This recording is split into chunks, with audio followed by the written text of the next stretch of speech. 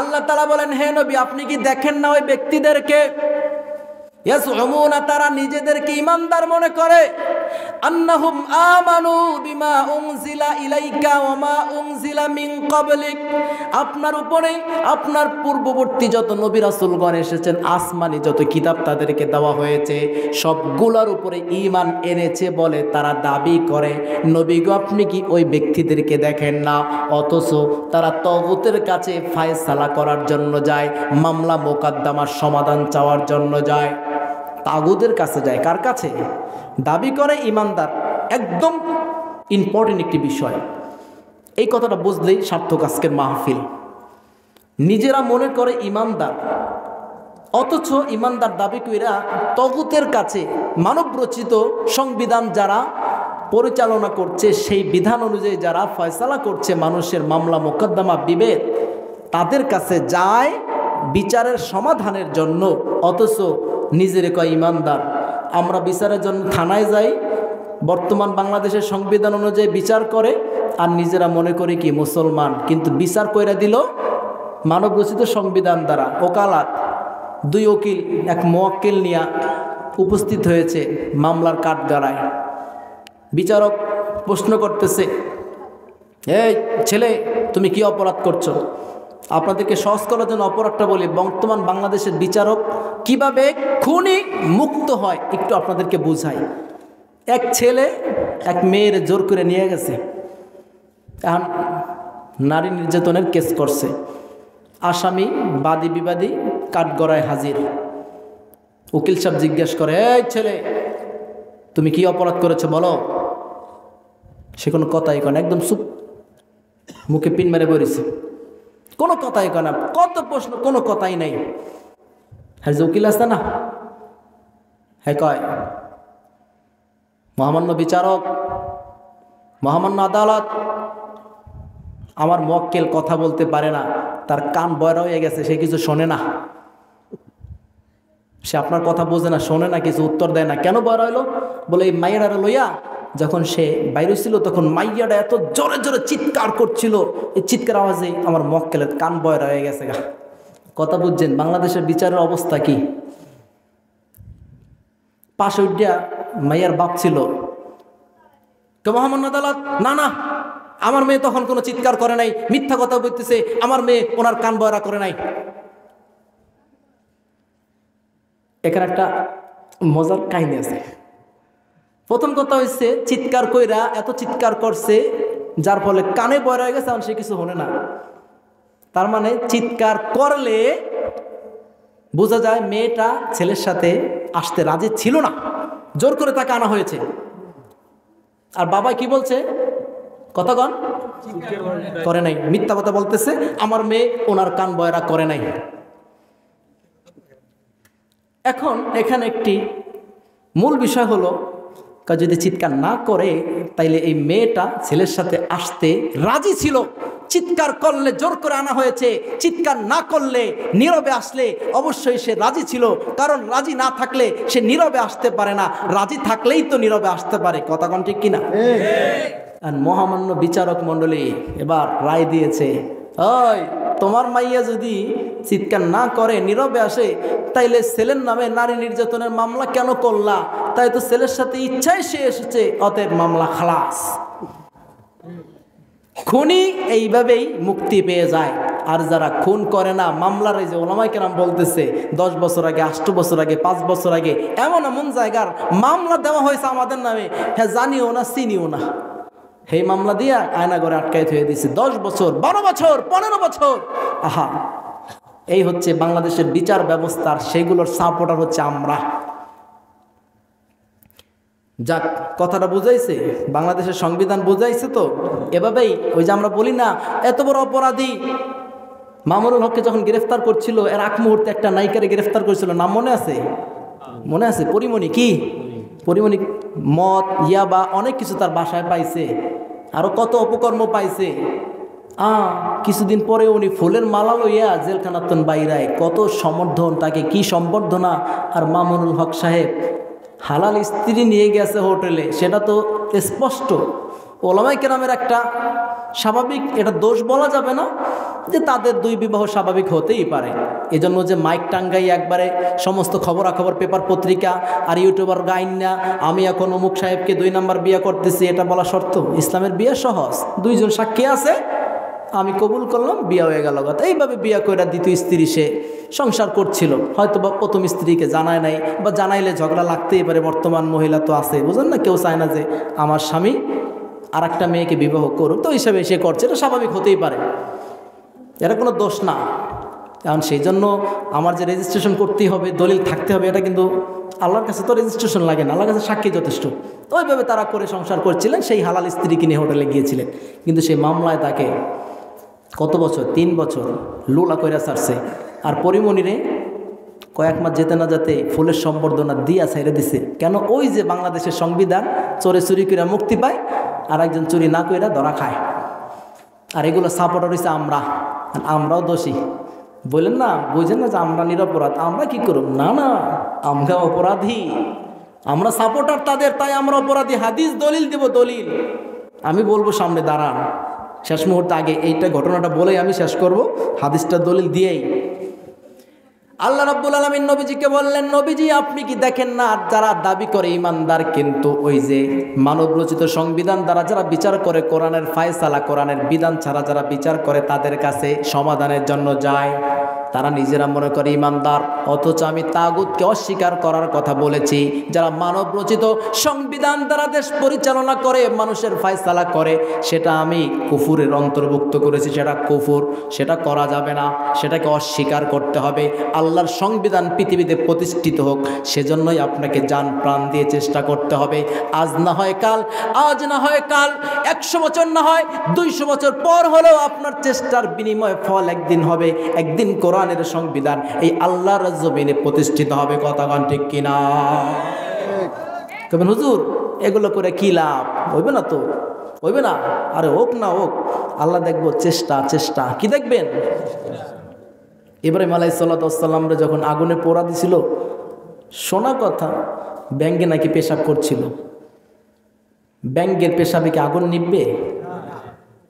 কিন্তু প্রশ্ন করা হয়েছিল, তোমার এই পেশাবে কি হবে? বলে আমার কিছু হবে না, কিন্তু আমি আল্লাহকে দেখাতে চাই, আমি তার বন্ধুর জন্য আমার সামর্থ্য অনুযায়ী আমি চেষ্টা করেছিলাম।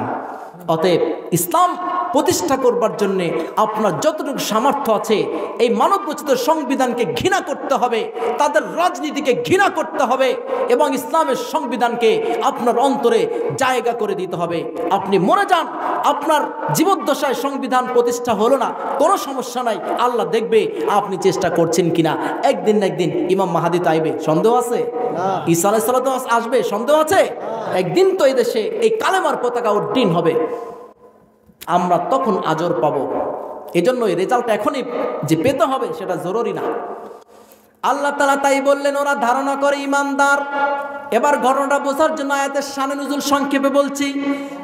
বিশির নামক একজন মুনাফিক ইহুদির সাথে দ্বন্দ্ব লাগলো। একটু এদিকে ভাই, একটু এদিকে তাকান।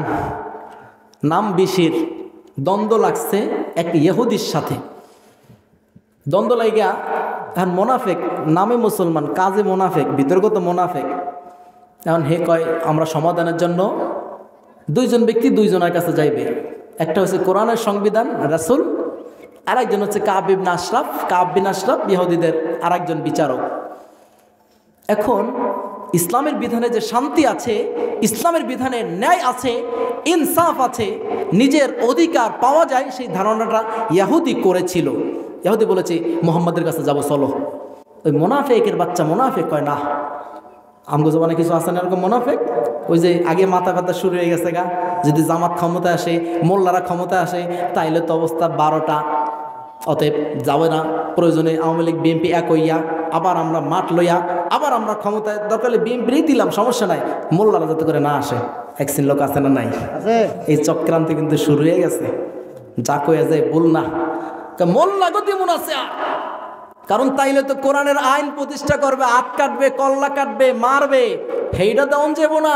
প্রয়োজনে আমরা এতদিন যার বিরুদ্ধে 17 বছর ষড়যন্ত্র করছি, 17 বছর যাগো মাইর খেয়েছি, দরকার হইলে আবার হ্যাগরে উড়াইয়া আরো মরুম, হ্যাগরে বন্ধু বানাবো, তারপর 2 বন্ধু মিল্লা আমরা আবার নতুন একটা শেয়ার লমু, কিন্তু মোল্লাগো দিতাম না। মোল্লাগো দিলে তো আর দুর্নীতি চলবে না।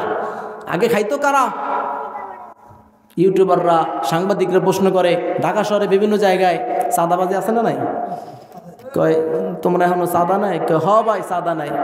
এখন আবার কারা নাই? এত কষ্ট করে দেশটারে ধুইয়া মুচ্ছে পবিত্র করলাম, আবার চাঁদাবাজি। কয় ভাই আগে নিত আওয়ামী লীগ, এখন নাই বিএমপি, ঘুরে বেরিয়ে চাঁদাবাজি এখনো চলে। কথা কন না, ঠিক না বেটি? তো ঘুরে ফিরে কি অতএব এই চাঁদাবাজি তো আর চলবে না। কোরআনের সংবিধান হইলে চলবে? মেম্বারে চৈতলা তেল পাওয়া যাইব, চাউলের বস্তা পাওয়া যাইব? আহা, ইসলামের রাষ্ট্র ব্যবস্থা যারা খলিফা ছিলেন তাদের জীবনী পড়বেন, নিজেরা না খাইয়া জনগণরে খাওয়াইছে। ওমর ইবনে আব্দুল আজিজ যখন তিনি পঞ্চম খলিফা হলেন, নিজের স্থাবর অস্থাবর যত সম্পত্তি আছে সবগুলোকে রাজকোষাগারে বাইতুল মালে দান করে দিলেন। স্ত্রীকে বললেন তোমার বাপের বাড়ি যত সম্পত্তি তুমি পাবে নিয়ে আসো, আমাদের সংসারে স্থাবর অস্থাবর যত কিছু আছে সবগুলোকে বাইতুল মালে দিয়ে দাও। স্ত্রীকে বলল, স্ত্রীরে আগে যেমন ভালোবাসতাম একটা সুযোগ দেই, অপশন দেই, মন চাইলে সংসার আমার সাথে করো, না মন চাইলে চলে যাও, কারণ আমি এখন জাতির দায়িত্ব পেয়েছি। এখন আমার পক্ষে তোমাকে আর আগের মতো ভালোবাসার সুযোগ নাই। তোমার হক ওইভাবে যে বেশি বেশি ভালোবাসা দেব সুযোগ নাই। মন চাইলে থাকো, না মন চাইলে চলে যাও। বান্দিদেরকে বলছে, বান্দিরা তোমাদেরকে আমি অপশন দিলাম, আজাদ করে দিলাম, আজাদ করে দিলাম, যার মন চাই চলে যাও, আমি আর তোমরা ধরে রাখুম না। কারণ আগে তোমাদের যে হক আদায় করতাম এখন আর পারুম না। জাতির হক আমার মাথায় আর ঘাড়ে বসেছে, এখন তো আর সম্ভব না। বাদীরা কান্না শুরু করে দিয়েছে, অযোধ্যায় কানতে কানতে বলছে না আমরা কেন যাব? কারণ তারা রাষ্ট্রের ক্ষমতা পেলে যে কোরআনের বিধান চালু করা, প্রতিষ্ঠা করা, কত যে কষ্ট, নিজে না খেয়ে তাদেরকে খাওয়াতে হবে। গরিব একটা অসহায় মানুষ, সেই নদীর সমুদ্রের তীরেও যদি একটা প্রাণীও না খেয়ে মারা যায়, সেই দায়বদ্ধতাও ওই খলিফাকে দিতে হবে। এইটা হচ্ছে ইসলামের সংবিধান, এটা হচ্ছে ইসলামের সরকার ব্যবস্থা।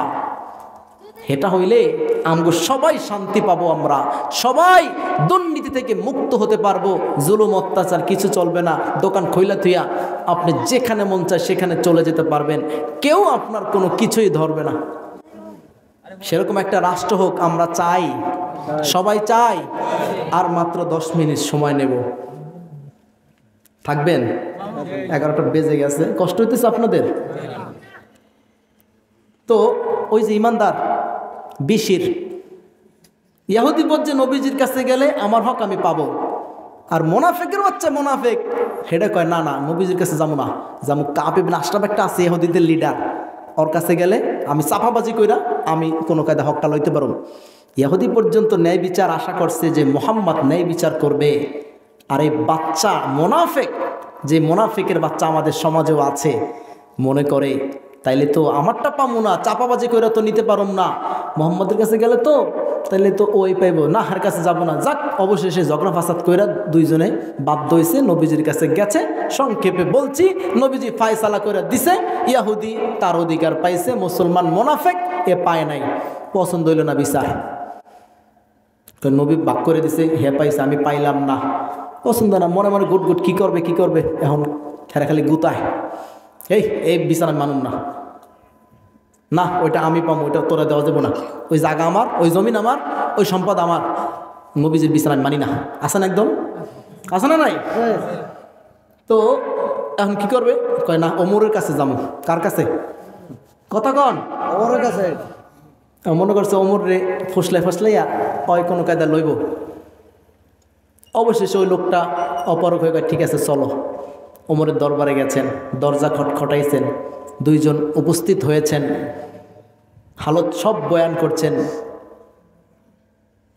এখন ওই যে মোনাফেক, সেও যে নবীজির কাছে গিয়েছিল, ইহুদি, সে তার অধিকার পেয়েছে, নবীজি ফায়সালা করে দিয়েছে। টোটাল ঘটনা ওমরের কাছে তিনি বললেন যে হুজুর এরকমভাবে নবীজি ফয়সালা করে দিছে।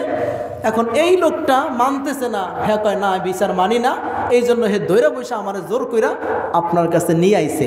তার মানে নবীজির বিচার তার পছন্দ হয় নাই, কোরআনের সংবিধান অনুযায়ী নবীজি যে ফয়সালা করছে এটা তার পছন্দ হয় নাই। কথা বুঝতেছেন? আর ওমর রাদিয়াল্লাহু তাআলা আমাকে দাঁড়াও, একটা খুব সুন্দর সময় আইছে, এই বিচারটা তো তাইলে নবীজির বিচার যার পছন্দ না হইব, এই বিচারটা করার ক্ষমতা আমি ওমরের নাই, দাঁড়াও এই বিচার করার ক্ষমতা একটা জিনিসের আছে, একটু ওয়েট। তিনি ঘরে গেলেন, ধারালো তরবারি একটা লইলেন, লইয়া আইয়া এক কোপ মাইরা কল্লা ঢালাই দিলেন, যাও বিচার। ওমর বুঝাতে চাইলেন নবীজির বিচার যার পছন্দ হয় না, কোরআনের বিচার যার পছন্দ হয় না, তার বিচার করবার জন্য আমি ওমরের পক্ষে সম্ভব না, তার বিচার করতে পারে একমাত্র তরবারি। কথাগণ ঠিক কিনা? এখন যে হত্যা কইরা ফেলাইছে, মজার কথা, এখন হেই মুসলমানের আত্মীয় স্বজন সবাই নবীজির কাছে বিচার, নবী আপনার ওমর আমার বাইরে হত্যা করে হালাইছে, একজন মুসলমানকে হত্যা করছে, এর বিচার চাই, কেসাস, ওমরকে হত্যা করতে হবে। নবীজির কাছে যখন বিচার নিয়ে গেল, নবীজির মুখ থেকে অজান্তেই বের হয়ে গেল, মা কুনতু আযুন্নু আন্না উমরা ইয়াজতারিউ আলা কতলি রাজুলিন মুমিনিন। আয় হায়, তোমরা যে আমার কাছে বিচার নিয়ে এসেছো ওমরের দরবারে, ওমরের বিরুদ্ধে, সাথে সাথে নবীজির মুখ থেকে এই কথা বের হয়ে গেল, আমার তো বিশ্বাসই হচ্ছে না, আমার তো ধারণাই হচ্ছে না যে ওমর এমন একজন ব্যক্তিত্ব, সে একজন মুসলমানকে হত্যা করতে পারে, এটা আমার ধারণাই হয় না, বিশ্বাস হয় না। নবীজির মুখ থেকে এই কথা অটোমেটিক বাইর হয়ে গেছে। আল্লাহু আকবার বলে। হঠাৎ করে নবীজির জবান থেকে বের হয়ে গেল, তোমরা যে বিচার নিয়ে এসেছো আমার কাছে, ওমর একজন মুমিন মুসলমানকে হত্যা করেছে, এটা তো আমার ধারণাই হয় না, কারণ ওমর এমন একজন সাহাবী, সেই ওমরের পক্ষে সম্ভব নয় একজন মুমিন মুসলমানকে অন্যায়ভাবে হত্যা করা। এখন হেরা কয় না, ওমর মুসলমানকে হত্যা করছে, বিচার চাই, কোনোভাবে মানুম না। এখন ওমর রাদিয়াল্লাহু তাআলা তো কট খাইছে, আটকে গেছে বিচারে, নবীজি কেমনে ফয়সালা করবো, এখন এগুলো থামানো যাইতেছে না। এরা কয় না, কোনো বিচার মানুন না, আমরা কেসাস চাই, ওমর আমার ভাই মুসলমান ভাইকে অন্যায়ভাবে হত্যা করছে, আর মুসলমানকে তো হত্যা করা জায়েজ নাই, তাহলে এর বিনিময় বিচার হবে কেসাস, ওমরকে এখানে বসে দণ্ডবিধি জারি করতে হবে, আমরা যাব না। নবীজি চিন্তায় পড়ে গেলেন, আল্লাহর ফয়সালা কত সুন্দর, আল্লাহ দেখতেছেন কিনা, দেখেন কথা কন, দেখেন কিনা। আল্লাহ কয় ওমর তো যা করছে ঠিকই করছে, ওমর তো কোনো মুসলমানদের হত্যা করে নাই, একজন মুরতাদকে, কাফেরকে হত্যা করছে, ওরা ওমরকে দণ্ডবিধি জারি করাতে চায়। জিব্রাইল যাও, এই যে একটা আয়াত দিয়ে দিলাম, চলে যাও নবীজির কাছে গিয়ে আয়াতটা পাঠ কইরা চলে আসো। আল্লাহ রাব্বুল আলামিন আরশ আজিম থেকে ঘটনাগুলো দেখছিলেন। ওমর রাদিয়াল্লাহু তাআলা একজন মানুষ, তিনি অন্যায়ভাবে এই ব্যক্তিকে, মুরতাদকে হত্যা করেন নাই, কোনো মুসলমানকে হত্যা করেন নাই। তারা যে বিচার চায়, ওমরকে মামলার কাঠগড়াতে দাঁড় করাতে চায়, এটা তো কোনোদিন আমি আল্লাহ সহ্য করব না। ওমর যা করেছে সঠিক করেছে। জিব্রাইল তাড়াতাড়ি চলে যাও। সঙ্গে সঙ্গে আল্লাহ সূরাতুন নিসার 65 নম্বর আয়াত নাজিল করে দিলেন, ফালা ওয়া রাব্বিকা লা ইউমিনুনা হাত্তা ইউহাক্কিমুকা ফীমা শাজারা বাইনাহুম সুম্মা লা ইয়াজিদু ফী আনফুসিহিম হারাজাম মিম্মা কাদাইতা ওয়া ইউসাল্লিমু তাসলিমা। আল্লাহু আকবার বলেন। আল্লাহ সঙ্গে সঙ্গে আয়াত নাজিল করে দিলেন, তোমার রবের কসম, আল্লাহ নিজের শপথ খেয়ে বললেন, ওগো নবী, আপনার রবের শপথ করে বলছি, লা ইউমিনুনা, ওই সমস্ত ব্যক্তিরা কোনোদিন মুমিন মুসলমান হতে পারে না, হাত্তা ইউহাক্কিমুকা ফীমা শাজারা বাইনাহুম, তাদের মাঝখানে যে সমস্ত বিভেদ সৃষ্টি হয়েছে, ঝগড়া ফাসাদ লেগেছে, সেই জন্য আপনার কাছে ফয়সালা চাইতে আসবে।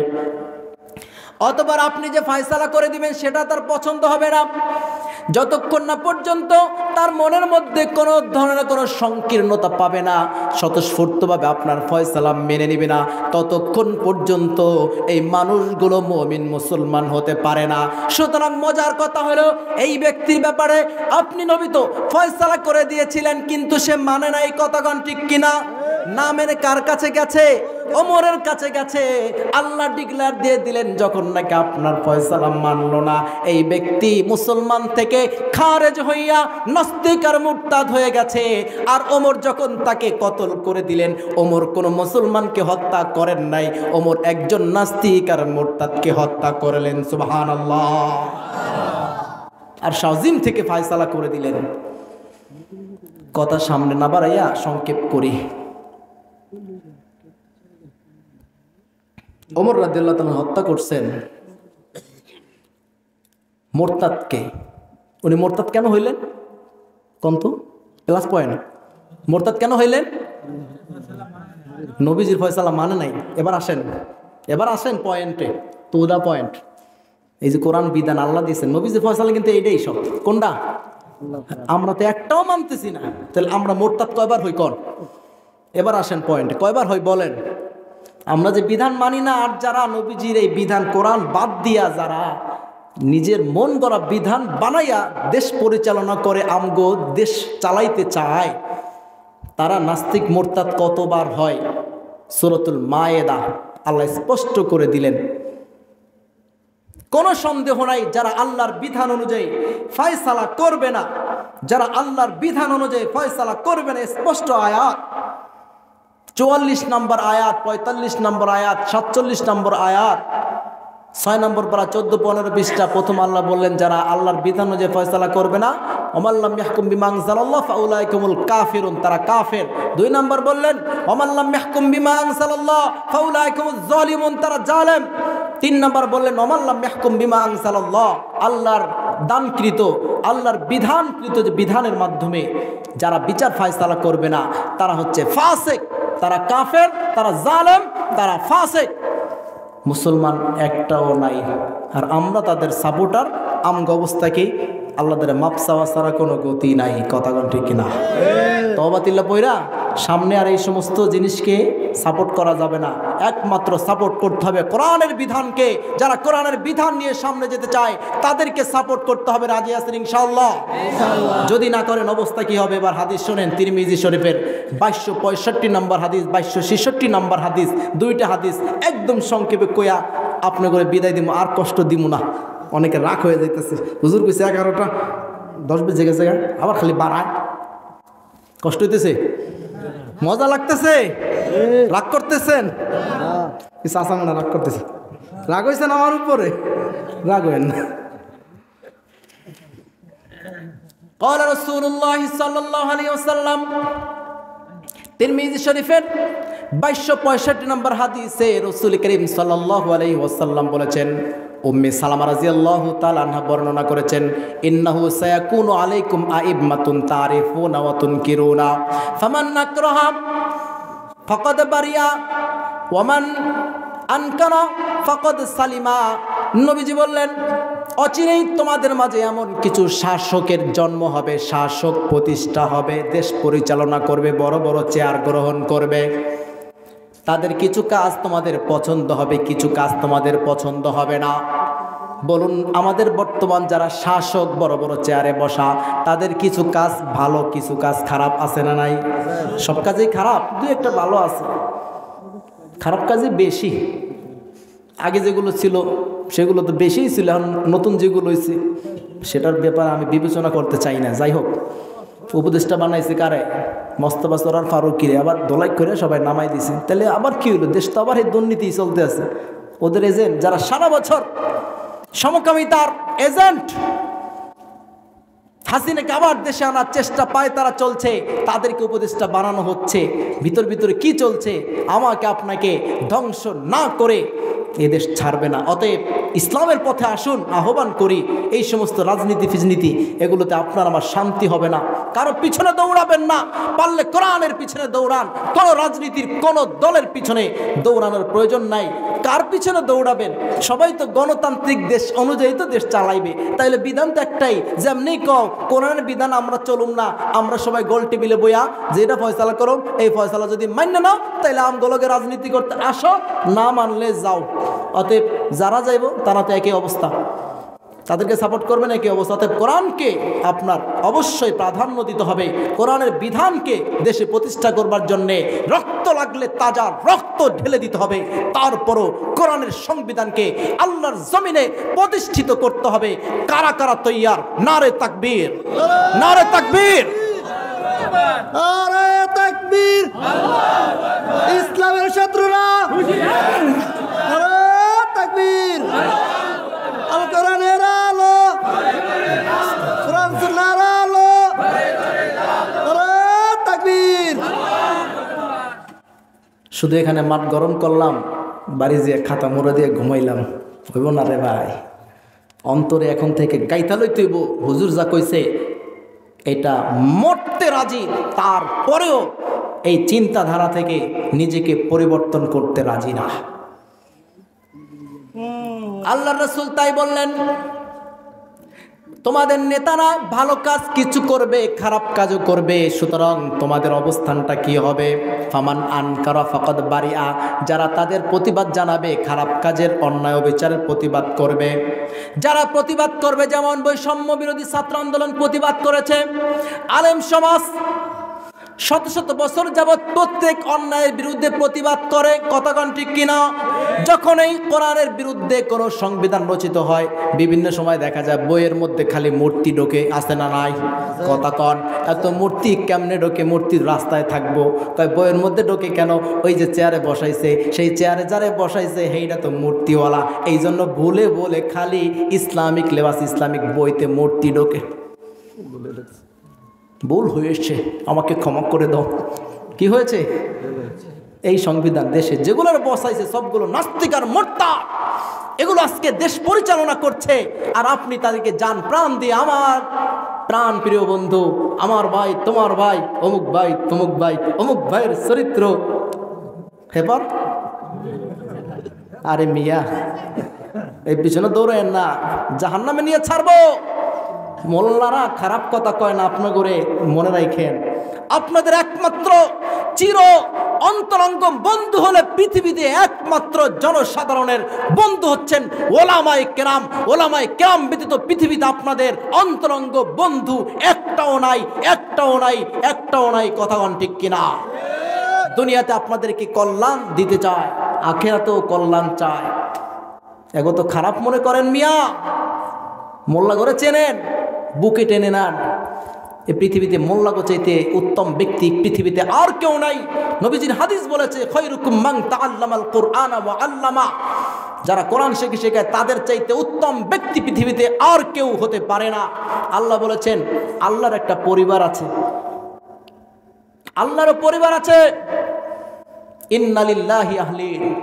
সাহাবায়ে কেরাম জিজ্ঞেস করেছেন, আপনারা হালকারা পরিবার করা? আল্লাহর নবী যেটা হাদিসের মধ্যে বয়ান করেছেন, তখন আল্লাহ বলেছেন, যারা কোরআনের ধারক বাহক, যারা কোরআনকে গ্রহণ করেছে, তারাই হচ্ছে আমি আল্লাহর পরিবার। অতএব আল্লাহর পরিবারের সঙ্গে বেয়াদবি করে কোনোদিন কোনো নাস্তিক, মুরতাদ, ইহুদি, নাসারা, খ্রিস্টানেরা মুক্তি পেতে পারে না, পারে না, পারে না। কথাগণ ঠিক কিনা? যার ফলশ্রুতি স্পষ্ট ফল আমরা বর্তমান দেখেছি। অনেকে বলে ছাত্র বিরোধী আন্দোলন, ছাত্রদের অবদান, অমুকের অবদান, তমুকের অবদান।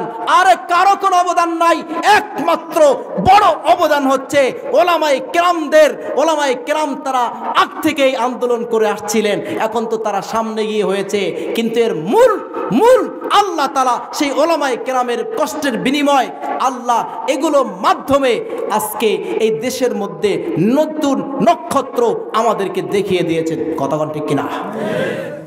ওলামায়ে কেরাম মানতে হবে।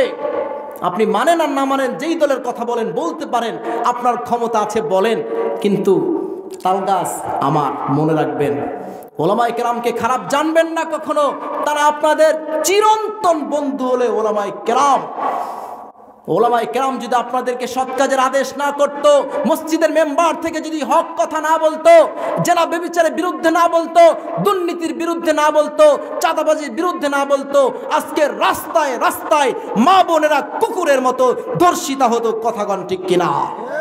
ওলামায়ে কেরামের অবদান, আপনাদের চরিত্র, যুব শ্রেণীর চরিত্র আজকে ঠিক আছে, দেশের কোনো আইন তাদের চরিত্রকে ঠিক রাখতে পারে না। এই মেম্বার, এই চেহার মসজিদের মেম্বার, কোরআন হাদিসের দরস, এটাই একমাত্র এই জনসাধারণকে অন্যায় অবিচার থেকে বাঁচিয়ে রাখতেছে। দেশের কোনো আইন তাদেরকে বাঁচিয়ে রাখতে পারে না। চিরন্তন বন্ধু, অন্তরঙ্গ বন্ধু হচ্ছে আপনাদের উলামায়ে কেরাম। আল্লাহ নবী তাই বললেন, ফামান আনকারা ফাকাদ বারিআ, যে ওই শাসকের প্রতিবাদ করবে তারা দায় মুক্ত হবে। 2 নাম্বার, অমানকারীহা, যে প্রতিবাদ করতে পারে না, এই ক্ষমতা নাই, কিন্তু ঘৃণা করছে ওই শাসকরে, ওই আইনকে ঘৃণা করছে, ফাকাদ সালিমা, সেও দায় মুক্ত হলো। ওয়ালাকিন মান রাদিয়া ওয়া তাবা, কিন্তু যারা তার বিধিবিধানে সন্তুষ্ট হয়ে গেল, আমার নেতা তোমার নেতা, আমার নেতার চরিত্র ফুলের মতো পবিত্র বলে বলে যারা ওই নেতার একটা সিগারেটের পিছনে দৌড়াইছে, নেতারে ভালোবাসে, নেতা করে আকাম কুকাম, আর তোমার প্রাণের বন্ধু হইছে নেতা, নেতার লগে ছবি টানাইয়া ব্যানার কইরা দিছো সাজাইয়া, এই একটা ছবি তোমার জাহান্নামে যাওয়ার জন্য যথেষ্ট। কথা কন না, ঠিক কিনা? আরে নেতার চরিত্র ভালো আবার কমনে দেব মিয়া, যত আকাম কুকাম সব, আর সেই নেতা পবিত্র, আপনি সাপোর্ট করতেছেন, তার অপকর্মকে আপনি সাপোর্ট করতেছেন। আল্লাহর নবী বলছেন, ওয়ালাকিন মান রাদিয়া ওয়া তাবা, যারা তার এই অপকর্মে সন্তুষ্ট, তার অনুসরণ করবে, সে যত পাপ করবে ওই ব্যক্তিও তার অংশীদার হিসেবে সাব্যস্ত হবে, কোনো সন্দেহ নাই। অতএব নেতার অপকর্মকে সাব্যস্ত করা যাবে না, সন্তুষ্ট হওয়া যাবে না, সাপোর্ট করা যাবে না। তাহলে নেতাই ছাড়তে হবে, দুনিয়ার রাজনীতি ছাড়তে হবে। কোরআন বলে এই দুনিয়ার কোন রাজনীতি ইসলাম সাপোর্ট করে না, একমাত্র রাজনীতি হবে কোরআনের। আল্লাহর বিধান দিয়ে কোরআন পাঠিয়েছেন। বলে মোল্লারা রাজনীতির কথা কি কয়? আরে বেটা, 1 নম্বর রাজনীতি মোল্লারাই কইব, কারণ রাজনীতির মূল সংবিধান তো কোরআন। কতক্ষণ ঠিক কিনা? তুমি আজকে মানব রচিত বানাইয়া সংবিধান তৈরি কইরা তোমার নিয়ম অনুযায়ী, লেনিন আর কার্ল মার্কসের বিধান অনুযায়ী রাষ্ট্র চালাও, আর তুমি কো মোল্লারা রাজনীতির কথা কি কয়?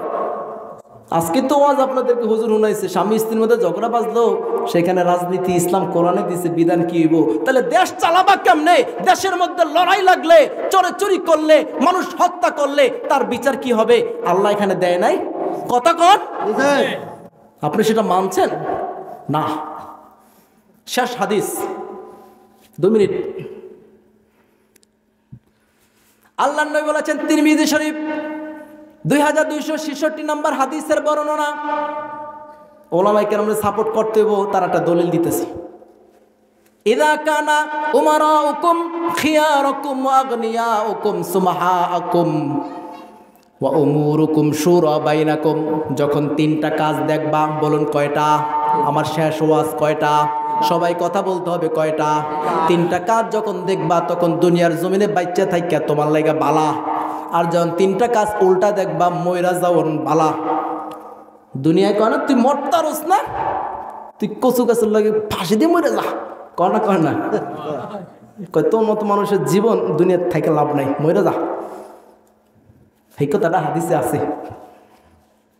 নবীজি বলছেন, যখন তোমরা দেখবে তোমাদের শাসকগণ, ওই সমস্ত ব্যক্তি যারা তোমাদের মধ্যে সর্বশ্রেষ্ঠ, সবচেয়ে উত্তম ব্যক্তি, তারা তোমাদের শাসক। তোমাদের মধ্যে ভালো মন্দ মানুষ আছে না? উত্তম যারা যারা, সবচেয়ে ভালো মানুষ যারা, তারা তোমাদের শাসন ব্যবস্থা করছে, দেশ চালাচ্ছে, তারা তোমাদের বিচার ফায়সালা করছে, তোমাদের শাসক। সোজা কথা, উত্তম ব্যক্তি। খেয়াল রাখেন, ভালো মানুষগুলো শাসক হয়েছে। 2 নম্বর, সম্পদশালী লোকেরা দানশীল, যাদের টাকা পয়সা আছে তারা গরিবদেরকে দান করে। মোটামুটি আলহামদুলিল্লাহ, গরিব অসহায় মানুষ এলাকায় নাই, যত দানবীর আছে সবাই দান টান করতেছে। বর্তমানে এটা পাওয়া যায়, কোটি টাকার মালিক জাকাত দেয়, 100 হান লঙ্গি দিয়ে নাম কাম সরাইয়া থাবড়াই থুবড়ে কান বয়রা করে হেলায়, আছে না? জাকাত দিতে লাইন ধরছে, বেতাল লাইলে, আহা এই তোমার জাকাত, তোমার জাকাত আইছে 100 কোটি, 1 কোটি টাকা, তুমি দেও 1 লাখ, তাও আবার কান বারে থাবর শুদ্ধা লাইন বেকা হয়েছে কা? আল্লাহকে বেটা আইস তুই দেয়া হইব তোর লাই কবরে, তো টাকা দিলাম, জাকাত দেশ না, দেশে 1 লাখ, কয়টা লঙ্গি কিনা ফুরুত ফরত মানুষের লাইন ধরাইয়া, সারাদিন লাইন, সকাল থেকে দুপুর পর্যন্ত লাইন ধরিয়া, লাস্টে একটা কাপড় আছে না? নাই আছে। আরে আল্লাহ কয় আহিস, আহিস দেখা হইব কবরে। ইলাল্লাহি মারজিউকুম ফাউনাব্বিউকুম বিমা কুনতুম তা'মালুন, তোর সমস্ত অপকর্ম সম্পর্কে আমি একদিন তোর ভালো করে জানাই দেব। কার কথা? আল্লাহ। কথা বলেন, কার কথা? আমার কাছে আইতেইব। তাই নবীজি বলছেন, তোমরা দেখবা তোমাদের শাসক উত্তম লোক। 2 নাম্বার দেখবা দানবীর যারা, অর্থাৎ যাদের ধন সম্পদ আছে তারা যাকাত দেয়, গরিবদেরকে দান সৎকা করে। 3 নাম্বার দেখবা উমুরুকুম শুরা বাইনাকুম, তোমাদের মাঝখানে যত বিচার আচার আছে কিংবা যত বিধান আছে সবগুলো তোমাদের পরামর্শ সাপেক্ষে হয়, মন গড়া। কেউ নিজে আমির হইয়া যায় না। যেমন মাওলানা সাদ সাহেব নিজে নিজে কি কথা কন, রাগ করতেছেন নাকি? রাগ হইয়েন না ভাই। মোল্লারা হুদাহুদি কয় নাই। একটা আলেমের বিরুদ্ধে এতগুলো হাজার হাজার ওলামায়ে কেরাম, এশিয়া মহাদেশ, বাংলাদেশ, ভারত, পাকিস্তান সবাই কোন স্বার্থের জন্য তার নামে মিথ্যা মামলা করবে, এরকম অপবাদ তুলবে? ভুল করেছে, বিদায় করেছে। কিন্তু তোমরা যারা ওলামায়ে কেরামের পক্ষ পরিত্যাগ করে একজন ব্যক্তির পক্ষে দৌড়িয়েছো, মনে করবা তোমার কোরআন হাদিস পরিত্যাগ করলা। আমরা কি ভুল করছিলাম? কোরআন হাদিসে অপব্যাখ্যা করছে বিদায় তো আমরা করছি। অপব্যাখ্যা না করলে তো আমরা তাকে এরকম বয়কট করতাম না। কিন্তু মোল্লাকে পছন্দ হয় নাই, এরা মোল্লা ছেড়ে দিয়া এখন মোল্লাকে নামে যে এত বিদ্বেষ তাদের তৈরি হয়েছে। 1 মিনিটের মধ্যে কাকরাইল না চললে দেখাই দেবে, এরপরে কি হবে? রক্তের বন্যা বসায় দিবে। ওলামায়ে কেরাম চিন্তা করলেন একটা ঝামেলা হবে, যা এখন ছেড়ে দেই, ঠকলে সমস্যা নাই, আল্লাহ দিব, যাক, নাইলে মানুষ মরে, একটা ফেতনা সিস্টেমও দরকার নেই। ঠিক আছে, আমরা জায়গা, তোমরা থাকো, বিচার আস্তে আস্তে আস্তে হইব না। এটাকে ওলামায়ে কেরাম বাইরে গেছে। তোমরা মনে করছো জয়, না না, দেরি আছে। আল্লাহ নবী তাই বললেন, 3টা জিনিস যখন দেখবা দুনিয়ায় বাচ্চা থেকে ভালো হইব। 1 নাম্বার, মনে রাখবেন তোমাদের উত্তম লোকগুলো তোমাদের শাসক। প্রশ্ন করি, এখন যারা শাসক আমগো উত্তম লোক নাকি অনুত্তম লোক? কতক্ষণ আমগো মরে যাওয়া যে এখন ভালো, এটা দলিল দিতেছি। এখন যারা চেয়ারে বইছে এরা কি উত্তম লোক না অনুত্তম লোক? এখন যদি একটু ভালো যাই, মোটামুটি ধরলাম না, কিন্তু এতদিন যা ছিল, আবার সামনে ক্ষমতার চেয়ার পাইলে কিন্তু এই চেয়ার আর থাকতো না, চেয়ারা কিন্তু পরিবর্তন হয়ে যাবে, এটা মনে করেন। এখন তো আর ক্ষমতার চেয়ার পায় নাই, এখন তো অন্তর্বর্তীকালীন সময়, এখন আসি অস্থায়ীভাবে। কিন্তু যখন স্থায়ীভাবে চেয়ার পামু, তখন এই মির্জা ফখরুলের আসল চেহারা স্পষ্ট হয়ে যাবে। কথা কান ঠিক কিনা? কাউয়া কাদের ফেল হয়ে যাবো মনে করেন, কয়ে থেকে গেলাম। এক কাউয়া কাদের তো পালাইছে, এরকম কাউয়া কাদের এর মধ্যে অনেক আছে। আমি কি কোরআন হাদিসের কথা, কোনো দল বলের কথা কই না, ঠিক কিনা কন? কোরআন হাদিসের কথা, কোরআনের রাজনীতি, এই কথাই কয়ে যাবো। আপনি কোন দল করেন না করেন, গোনার টাইম নেই। কথা কন ঠিক কিনা? ইসলাম ওই দলটাল সাপোর্ট করেন, ইসলামের রাজনীতি আছে আলাদা। আপনি সেই পথে আসলে আসেন, না হইলে আপনি কবরে যে জাহান্নামে যে পুরো মরে যান, আমাকে দেখার বিষয় না। কারণ আমরা তো কইতেই আছে, পছন্দ না হইলে ওই যে তাহলে যান গা, আবার উঠে যায় না, খবরদার। এই শেষ, আমার হাদিস শেষ পর্যায়ে। তখন নবীজি বলছেন, ফাজহরুল আরদি খায়রুল লাকুম মিন বাতনিহা। এই 3টা কাজ যখন তোমরা দেখবা, তোমাদের উত্তম লোক, তোমাদের শাসক এবং তোমাদের ধনসম্পদশালী লোকেরা দান সৎকা করে, জাকাত আদায় করে। 3 নাম্বার, যখন তোমাদের কার্যক্রম পরামর্শ সাপেক্ষে ফায়সালা হয়, তখন ফাজহরুল আরদি খায়রুল লাকুম মিন বাতনিহা। দুনিয়ার এই পিঠ, অর্থাৎ দুনিয়ার উপরটা তোমাদের জন্য কবরে যাওয়ার চাইতে বালা, মানে দুনিয়ায় বাচ্চা থেকে বালা। এর বিপরীত, ওয়াইদা কানা উমারাউকুম, যখন তোমরা তোমাদের শাসকগণকে দেখবা, সেরকম সবচাইতে নিকৃষ্ট ব্যক্তিরা তোমাদের শাসক বরাবর চেহার দখল করেছে, জ্ঞান নাই, নাস্তিকতার মধ্যে শেষ পর্যায়ে নাস্তিক মোরতাদ বসেছে। 2 নাম্বার, ওয়াগনিয়াউকুম বুখালাকুম, যখন দেখবা তোমাদের ধনীরা কৃপণ হয়ে গেছে, জাকাত দেয় না। ওই যে জাকাত হইব 5 লাখ দেব 5,000, তাও কান বাড়ায় থাপ্পড় সহ। এখন আমরা কিন্তু হেডেই দেখতেছি, বিপরীতটা কিন্তু দেখতেছি, প্রথমটা কিন্তু দেখতেছি না। তার মানে তাইলে দুনিয়া থার সাথে মরে যাওয়ান বালা। যেহেতু প্রথমটা দেখতেছি না, দ্বিতীয় প্লাস পয়েন্ট যেগুলো দেখতেছি সেগুলো দেখলে কি হইব এটা সামনে কইতেছি। ওয়ামুরুকুম ইলা নিসাইকুম, এবং তোমাদের পরামর্শ সব কিছু হবে তোমাদের নারীদের মাধ্যমে। বিগত 17 বছর নারীদের মাধ্যমে দেশ পরিচালিত হয়েছে, অথচ নবীজি বলেছেন যখন নাকি কোন দেশের শাসন ক্ষমতা কোন নারীর হাতে যায়, তখন ওই দেশটা ধ্বংস হওয়ার জন্য এটাই যথেষ্ট। কোন নারী যখন দেশের শাসক হয়, পুরুষের উপরে মাথা গামায়, নারীরাই তো দেশ চালাইছিল, আর আপনারা সাপোর্ট কইরা আমার মা কয় আপা আপা আমরা আপনার সাথে আছি। দেখছেন না এই যে 2 দিন আগে ভিডিও, আপা আপা, আর একজনে এইটা ওইটা কতজনে এখন হেগে আছে পালাইয়া এখন সাথে আছে। এগুলোর দইরা তাহলে ভূত আর ছুরি দিয়ে জবাই করুন দরকার, কথা কন ঠিক কিনা? আপা পলাইছে এখন আপার সাথে আছে, কত বড় সাহস। আর বাংলার জমিনে এখন রকটান করে আডে, আর আপনার বই রয়েছেন মিয়া, যা আপনাকে কি কইতাম। আবার ফোন আলাপ কত ষড়যন্ত্র, এই ট্রাম্পের ছবি লইয়া মাঠে দাঁড়াবা, ভিডিও ম্যানেজার ঠিক করে রাখবা, আমার ছবি লাগবো না, আমার আব্বার ছবিও লাগবে না, এটা কবর চলে গেছে। ট্রাম্পের বিরুদ্ধে যখন ওরা মামলা করবে, ভাঙচুর করবে, ভিডিও ক্যামেরায় ফিট করে রেখো, ওইগুলা আমার কাছে দিবা, আমি ট্রাম্পের কাছে পাঠাইয়া দিমু, তখন ট্রাম্প আমেরিকা থেকে তোম করে সাইজ করব। হেই বেড়া হে বেড়ি এখন আমরা করে ধ্বংস করার চেষ্টা করতেছে, আর আমরা এখন এর সাপোর্ট করেন। আল্লাহ হেদায়েত কোথায় আইব? এগুলো মিথ্যা করতেছি আমি, কথা কর। বুড়ো বাবাজিরা না জানলো, যুবকেরা তো জানতেছেন। যাক শেষ, আর কষ্ট দিব না। তো 3টা জিনিস যখন দেখবেন তখন কি হইব? 1 নম্বর জিনিস কি? শাসকগণ খারাপ লোক, আমরা বর্তমানে তাই দেখতেছি। এখন যারা আছে এরাও খারাপ, 2-1 জন ভালো থাকতে পারে। আফম খালেদ সাহেব আমাদের ওলামায়ে কেরামের প্রতিনিধি হয়েছেন, জানি না টিকতে পারবেন কিনা, মনে হয় না। সামনে অর্থনৈতিককালীন সময় চলে গেলে রাখবে না। যাই হোক, তো খারাপ এখন তাই দেখতে পাইতেছি। 2 নম্বর, ধনীরা দান সৎকা করে না, কৃপণ, তাই দেখতে পাইতেছি। 3 নম্বর, পরামর্শ নারীগোর সাথে। এক তো ফ্যামিলিকে তো বউ হয়েছে হদ্দার, বউ কি মসজিদে ইমাম সাহেব, এই মসজিদ সাহেব ঝাড়ুদার নাই, কে ডলে ডলে ইমাম সাহেব আজকে ঝাড়ুদার নাই, নেতামি করে না, এসি সারতে দিলেন কেন, বাতি কা ফ্যান কা, ওদিক দা বউয়ের দ্বারা যাইয়া বিলে বিলে আর এখানে ক্ষমতা দেখায়, আছে না নাই? এই যে বউ যখন হয়েছে বোকা ধ্বংস, আবার দেশের শাসক যখন নারী ধ্বংস। তাই এই নারীর কারণে আমরা এতদিন ধ্বংস হয়েছিলাম। এই অশ্বাস ভাই, 1 মিনিট। তখন নবীজি বলছেন, ফাবাতনুল আরদি খায়রুল লাকুম মিন যহরিহা। উম্মতেরা রে, যখন তোমরা এই 3টা কাজ দেখবে আর 3টা কাজ দেখবে না, তখন সেই অবস্থাতে তোমাদের দুনিয়ার জমিনে বেঁচে থাকার চাইতে মইরা যাওয়ান বালা। এখন আমাদের অবস্থা, আমাদের কবরে যাওয়ান বালা।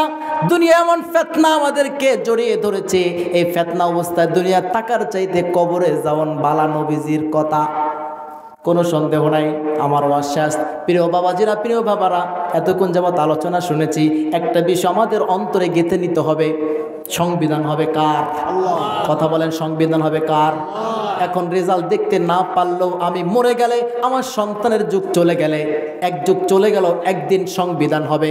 তখন আমি কোরআনের সংবিধানের সাপোর্টার হয়ে মরলে বলুন আল্লাহ আমার উপরে সন্তুষ্ট হবে কিনা? আর যদি ওই আপনি ডাইনাবামি যেগুলো আছে না, ওই যে ওই সংবিধানের অনুসরণে মরেন, তাইলে কবরে দেখা হবে আল্লাহর সাথে। আল্লাহ আমাদের সবাইকে যে ওয়াজগুলো করা হলো, আমাকে আপনাকে সবাইকে বোঝার এবং আমল করার তৌফিক দান করুন, আমিন।